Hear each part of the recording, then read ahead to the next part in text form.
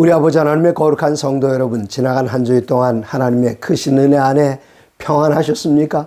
주님께서 여러분들을 붙들어 주시고 보호하시기에 넉넉하셨습니까? 온 세상은 재림의 징조로 가득 차 있습니다. 3년째 끊이지 않는 이 팬데믹은 전 세계의 시민들을 걱정 가운데, 불안 가운데 몰아넣었습니다. 마침내 한국에서는 하루에 확진자가 매일 30만 명 이상씩 나오고 있습니다. 얼마 안 있으면 1000만 명에 도달하게 될지도 모릅니다. 또 동해안에서 일어나고 있는 이 산불은 우리나라 역사 이래로 가장 커다란 산불로 기록될 것입니다.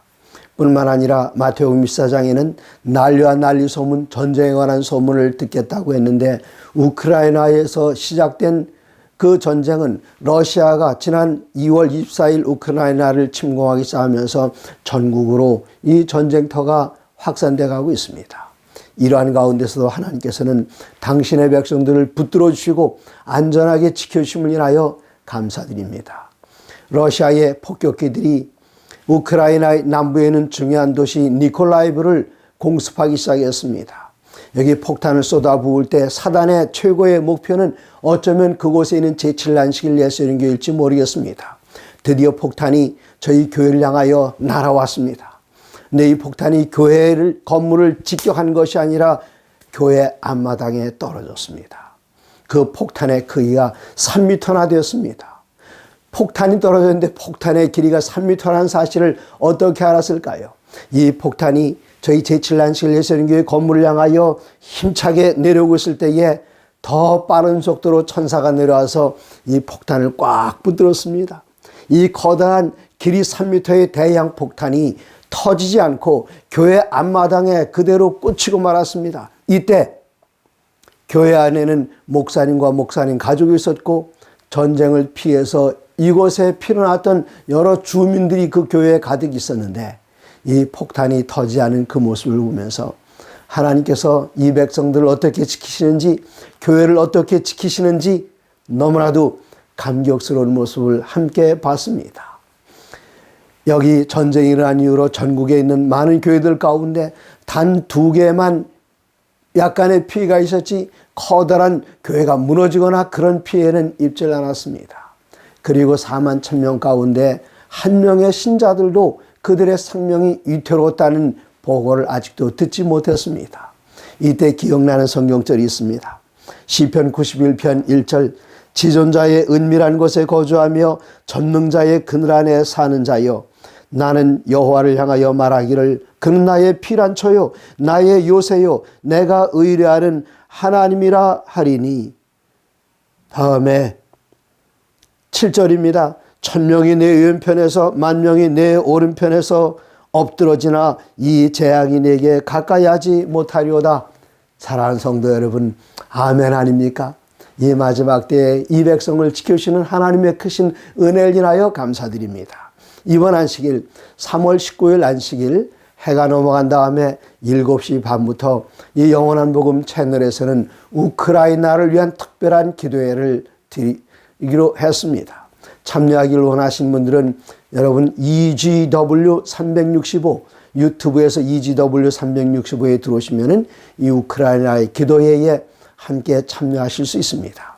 또 이곳에 난민들을 돕고 또 난민들을 지원하는 교회를 돕기 원하신 분들께서는 이 아래에 있는 계좌번호로 여러분께서 후원금을 보내시면 우리의 사랑하는 성도님들이 이곳에 교회를 피난처로 알고 찾아오는 그분들을 섬기시는데 잘 사용할 것입니다.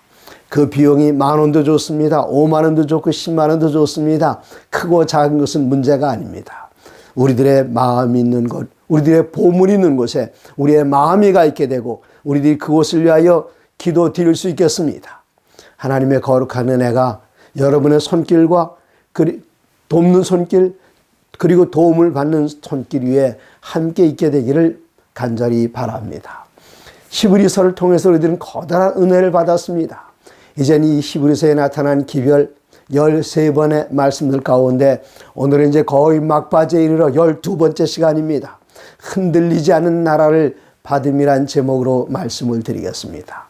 이 히브리서에서 우리 하나님, 우리 주님께서는 우리를 지으신 창조주이시요, 우리를 구속하신 구속주이시며, 또 우리들이 죄 가운데 빠졌을 때에 육신의 몸을 가지고 이 땅에 오셔서 성육신하셨고, 마침내 당신 자신을 십자가 위에 다심으로 우리를 구원하시는, 우리의 모든 죄를 다 짊어지고 하시는 어린 양이 희생제물이 되셨을 뿐만 아니라, 우리 주님께서는 당신의 피를 가지고 하늘 성소를 향하여, 그리고 휘장을 지나가서 하늘 지성소에서 당신의 피를 가지고 하나님의 거룩한 사랑과 인애를 호소하시는 대제사장으로 히브리서는 묘사하고 있습니다. 이제 히브리서도 거의 끝나가고 있습니다. 막바지입니다. 오늘은 흔들리지 않는 나라를 받는다 하는 제목으로 히브리서 12장에 있는 말씀을 보겠습니다. 옛날 이스라엘 백성들이 출애굽에서 애굽을 떠나서 그리고 홍해바다를 건너서 시내산에 이르렀습니다. 그때의 하나님의 임재하심을 모든 사람들이 목격하게 되었는데, 듣게 되었는데, 여기 히브리서 12장 18절에는 너희는 만질 수 없고 만질 수 있고 불이 붙는 산과 침침함과 흑암과 폭풍과 나팔 소리와 말하는 소리가 있는 곳에 이른 것이 아니라, 그들이 그곳에 이르렀지만 그들이 너무나도 두려워서 모세에게 이야기합니다. 하나님께서 우리들에게 말씀하신 것을 우리는 감당할 수 없습니다. 당신이 가서 들으시고 우리에게 전해주시면 우리가 그대로 다 행하겠습니다. 그렇게 이야기했습니다. 두려움 가운데 떨었습니다.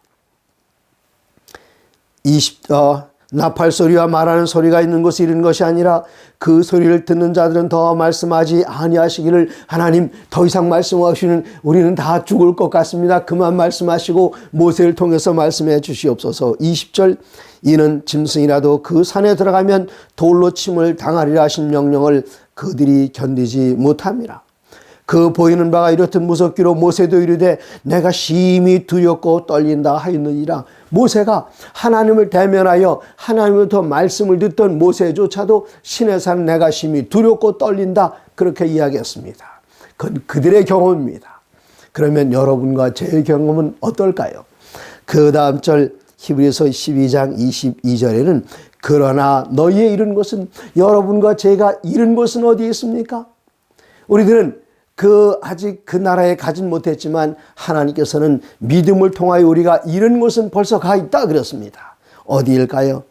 너희가 이른 곳은 시온산과 살아계신 하나님의 도성인 하늘의 예루살렘과 천만천사. 와우! 여기 너희가 이른 곳은 어디라 그랬죠? 너희가 이른 곳은 시온산이라 그랬습니다. 요한계시록에 시온산이라는 표현이 단 한 번 나오는데, 그 시온산에는 누가 가게 될까요? 요한계시록 14장 1절에 시온산에 대한 묘사가 이렇게 있습니다. 또 내가 보니 어린 양이 시온산에 섰고, 예수님께서 시온산에 서 계시고 혼자 서 계실까요? 그렇지 않습니다. 그와 함께 14만 4천이 섰는데 그들의 이마에는 어린 양의 이름과 그 아버지의 이름을 쓴 것이 있더라. 지금 우리들을 14만 4천인 가운데 하나로 초청하셔서 시온산에 이르게 하겠다, 그렇게 말씀하셨습니다. 시온산은 예루살렘 남서쪽, 예루살렘에는 시온문에서 한 100m 정도 나오면은 거기에 2층 건물이 있습니다. 석조 건물이 있는데 그 2층이 어떤 곳인가 하면은 마가 요한의 다락방으로서 예수님께서 승천하신 그 다음에 제자들이 모여서 기도드릴 때에 성령께서 임하셨던 그 장소, 신약교회가 시작된 그 장소가 시온산에 있습니다. 그리고 그 2층 건물 그 아래층에 1176년에 여기 다윗의 가묘를 만들어 놨습니다. 물론 다윗의 묘가 원래 시온산에 있지는 않았어요. 그러나 사람들이 다윗의 묘를 찾지 못하자 그 지역에서 가장 높은 765m 해발되는 그 산, 바로 시온산, 어쩌면 이곳에 묻히지 않았겠나 하고 그곳에 가묘를 만들었습니다마는 나중에 다윗의 궁이 발견되면서 다윗은 다윗궁에 다윗성에 묻혔다 그랬습니다. 그래서 그 장소는 아니라고 합니다마는 많은 순례객들이 예루살렘을 방문하면 다윗의 묘가 아니라 다윗의 가묘입니다. 진짜 무덤이 아니라는 뜻입니다. 가묘가 있고 그 2층에 마가 요한의 다락방이 있는 바로 그것이 시온산입니다. 그 시온산, 여기 요한계시록 14장에서는 이 마지막 때에 구원받은 성도들이 하늘에 가게 될 때에 어린 양이 시온산에 서 계시고 그와 함께 14만 4천인이 그의 이마에 하나님의 이름과 어린 양의 이름을 새긴 것을 가지고 그곳에서 모인다, 그렇게 얘기를 했습니다. 우리들이 가야 할 곳이 어디입니까? 옛날 이스라엘 백성들은 시내산에서 온 땅이 진동하고 나팔 소리가 들리고 구름이 내려오고 번개불이 번쩍번쩍할 때에 두려워 떨었지만 여러분과 제가 이룬 것은 하늘, 바로 우리 주님과 함께 서게 될 시온산과 12장 22절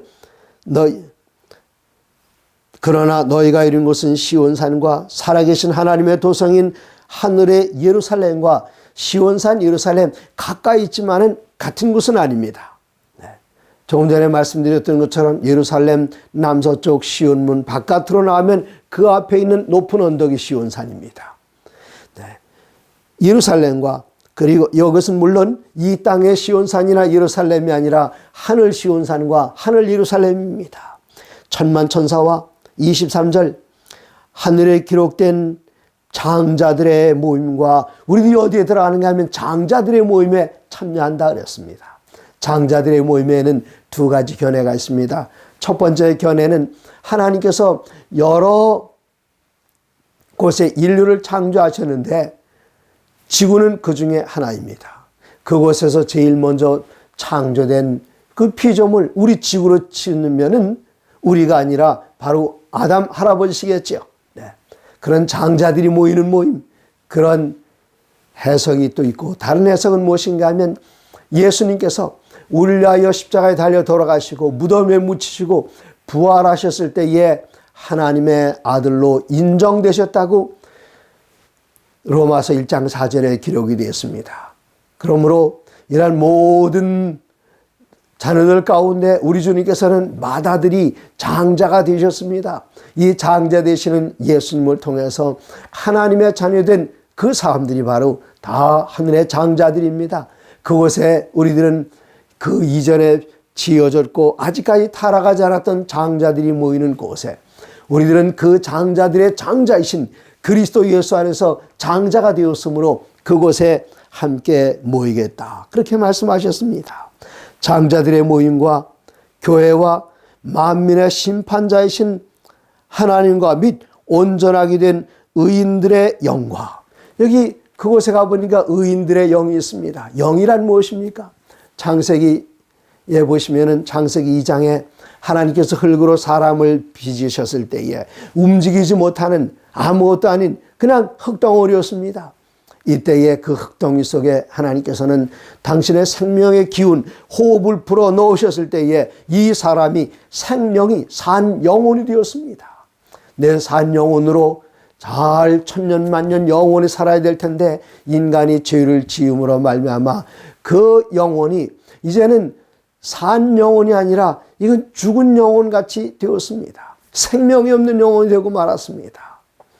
그러나 그리스도 예수를 다시 개인의 구주로 영접하게 될 때에 우리들은 그리스도 예수 안에 있어 성령 안에 거함으로 우리들은 성령 안에서 영적 존재가, 전에는 영으로 지음받았지만 육적 존재가 되었습니다. 그러나 이제 다시 영적 존재가 되었는데 온전하게 된, 한때 처음엔 온전했었지요. 그다음엔 불온전했습니다. 그 다음에는 그리스도 예수로 말미암아 성령 안에서 온전하게 된 의인의 영들이 되었습니다. 그곳에 모이게 되는데 여기엔 또 누가 계시는가 하면은 23절에 만민의 심판자이신 하나님이라 그렇게 이야기했습니다. 하나님은 누구신가? 다니엘서 7장에서는 하나님을 심판을 베푸는 분이라 그렇게 이야기하셨습니다. 다니엘서 7장 9절 내가 보니 왕자가 놓이고 옛적부터 항상 계신 이가 좌정하시는데 그의 옷은 희가 눈 같고 그의 머리털은 깨끗한 양의 털 같고 그의 보좌는 불꽃이요 그의 바퀴는 타오르는 불이며 불이 강처럼 흘러 그의 앞에서 나오며 그를 섬기는 자는 천천히요 그 앞에 모셔선 자는 만만이며 이때 무엇을 하고 계십니까? 심판을 베푼데 책들이 놓였더라. 그렇게 기록이 되었습니다. 책들이 심판을 위하여 펴 놓였습니다. 이때 22절 보시면은 옛적부터 항상 계신 이가 와서 지극히 높으신 이의 성도들을 위하여 원한을 풀어주셨고 때가 이름에 성도들이 나라를 얻었더라. 이거 얼마나 신나는 장면입니까? 언제 이런 일이 시작되었는가요? 하늘에서 심판이 시작되었을 때에 이 세상 살면서 그리스도인들이 얼마나 많은 핍박을 받았습니까?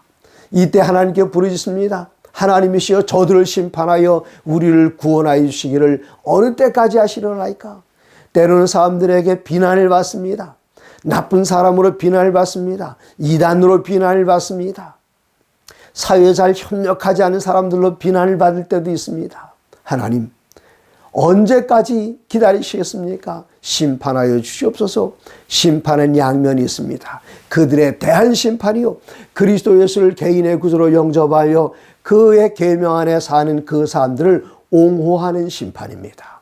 저들을 심판하시고 또 우리들을 저들을 심판하여 멸망에 던지고 그들의 거짓이 드러나게 하고 하나님의 백성들을 심판하여 그의 오른손을 번쩍 들으시면서 의롭다, 너는 무죄다, 나와 함께 영원히 하늘에 살겠다. 바로 심판의 양면입니다.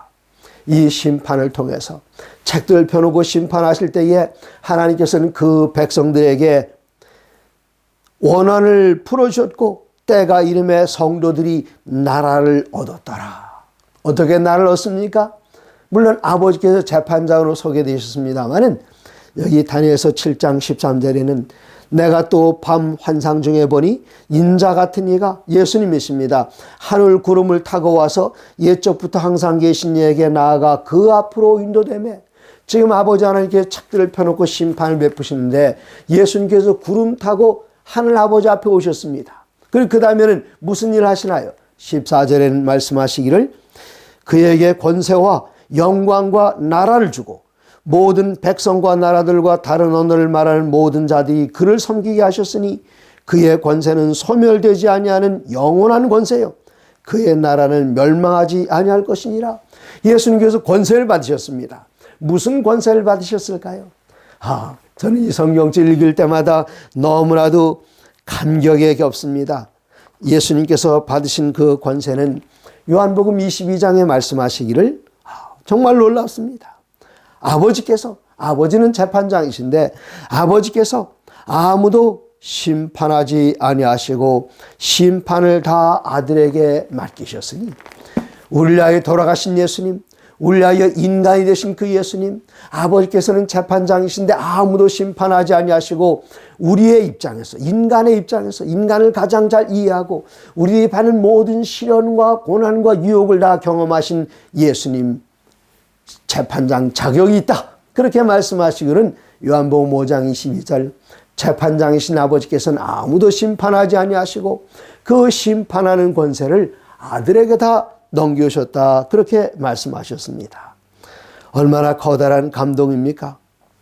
그 결과 다니엘서 7장 26절 그러나 심판이 시작되면, 하늘의 심판이 시작되면 그는 권세를 빼앗기고 권세는 빼앗기는 그는 다니엘서 7장 25절 한때와 두때와 반때 곧 1260년 동안 온 유럽을 한 손아귀에 집어넣고 왕들을 세우기도 하고 패하기도 하고 하나님의 거룩한 백성들을 5천만 명이나 종교재판으로 형장의 이슬로 사라지게 했던 그 세력이 권세를 빼앗기고, 언제요? 하늘에서 심판이 시작되면.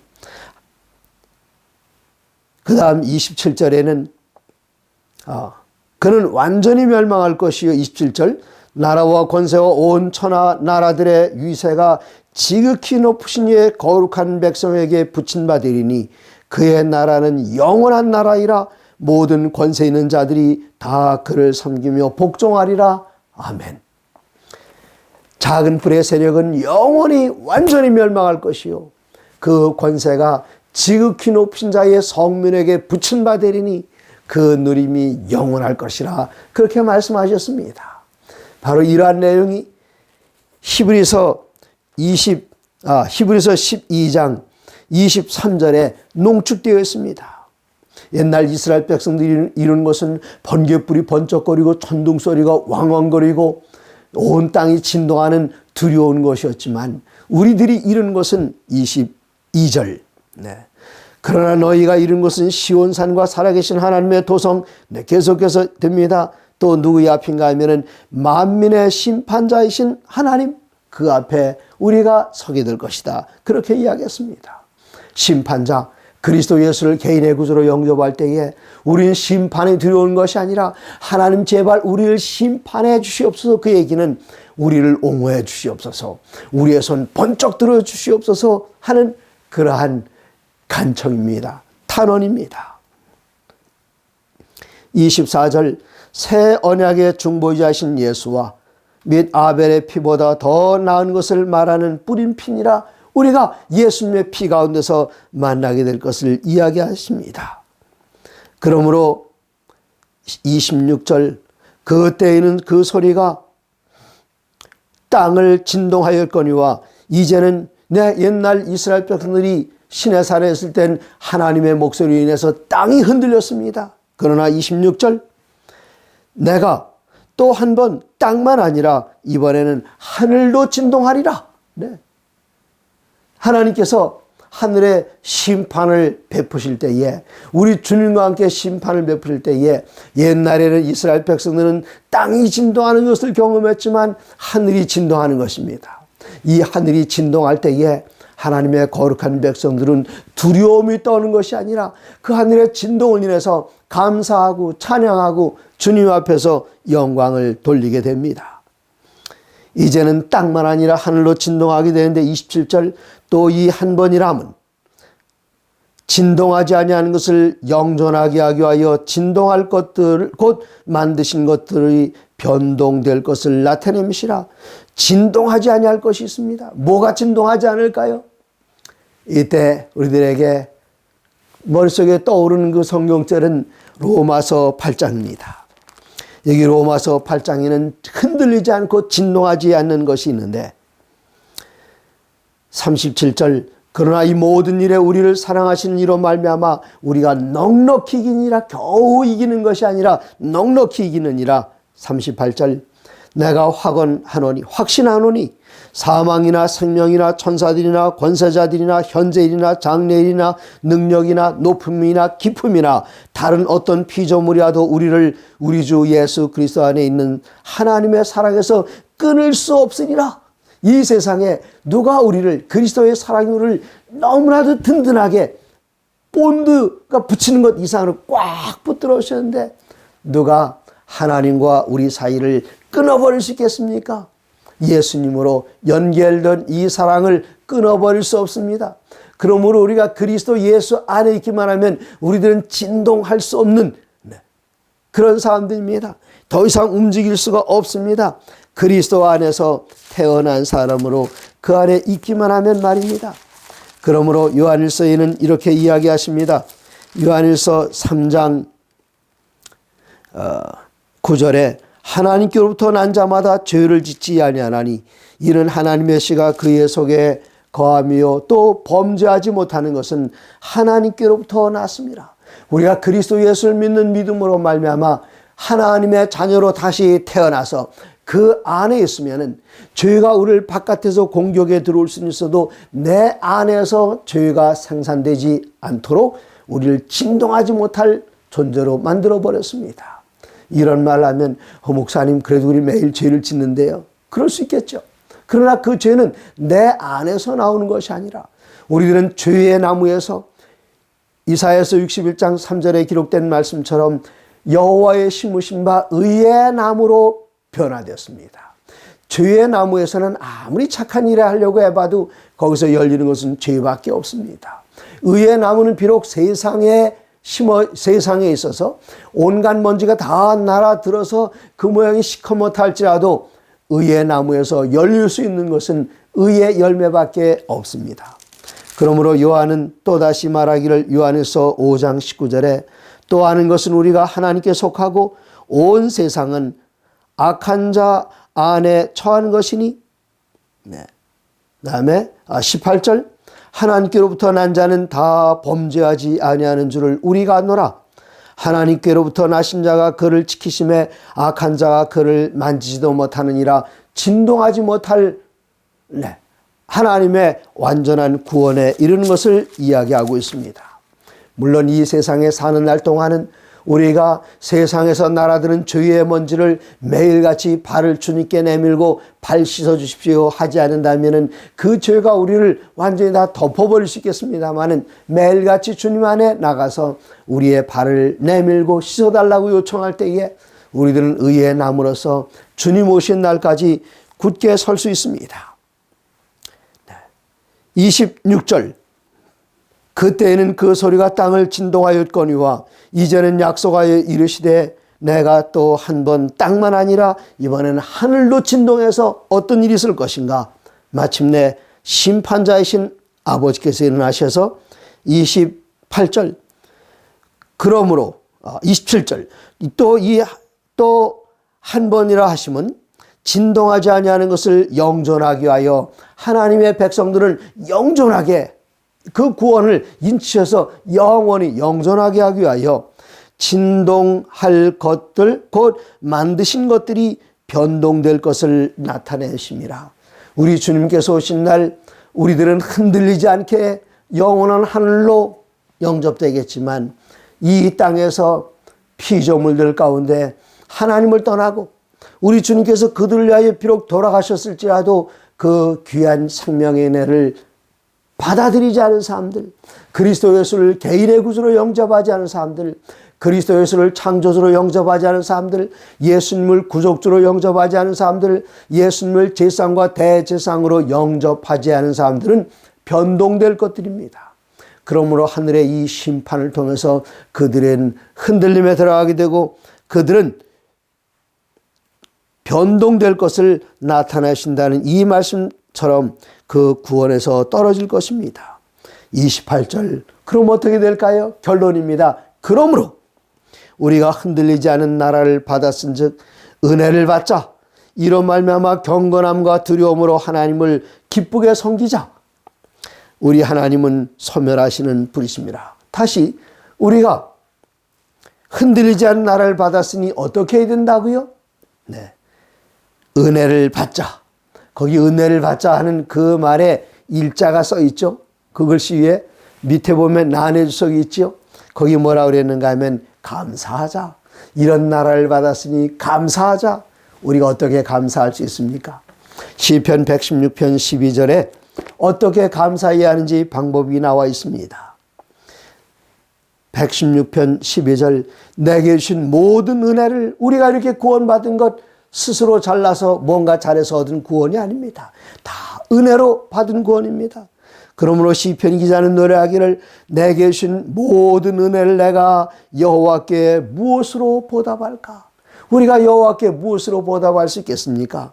여긴 두 가지를 제시하고 있습니다. 13절, 내가 구원의 잔을 들고 여호와 이름을 부르며 하나님 앞에 하나님 우리를 구원해 주신 것을 찬양합니다 하는 구원의 잔을 들고 하나님의 이름을 찬양하여 부르며, 14절, 여호와의 모든 백성 앞에서 나는 나의 서원을 여호와께 갚으리로다. 창세기 28장에 보면은 야곱이 서원하여 가로되 뭐라고 서원했는가 하면은 나를 평안히 아비 집으로 돌아오게 하시면은 내가 하나님께서 내게 주신 모든 축복들 가운데 10분의 1을 반드시 돌려드리겠습니다. 두 가지가 있어요. 하나님의 이런 풍성한 은혜를 체험할 때 첫 번째는 구원의 잔을 높이 들고 하나님의 이름을 부르며 영광 돌리는 것이요, 두 번째는 11조를 드리는 것입니다. 그리고 히브리서 본문에는 이야기합니다.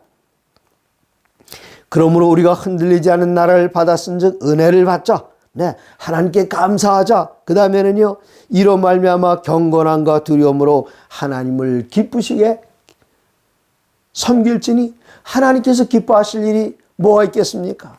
오늘날 이 땅을 내려다보면 하나님 기뻐하실 일이 없어요. 한국에는 매일같이 30만 명씩 확진자가 나오지요. 그 다음에 저 세계에서 가장 커다란 땅덩어리를 가지고 있는 러시아는 그 옆에 있는 나라 우크라이나를 그냥 무섭게 몰아치면서 못 살게 굴죠. 이런 모습 내려다보신 하나님께서 내가 기쁘다, 그런 말씀 하실 수 없습니다. 그러나 하나님을 기쁘시게 하는 방법이 누가복음 15장에 있습니다.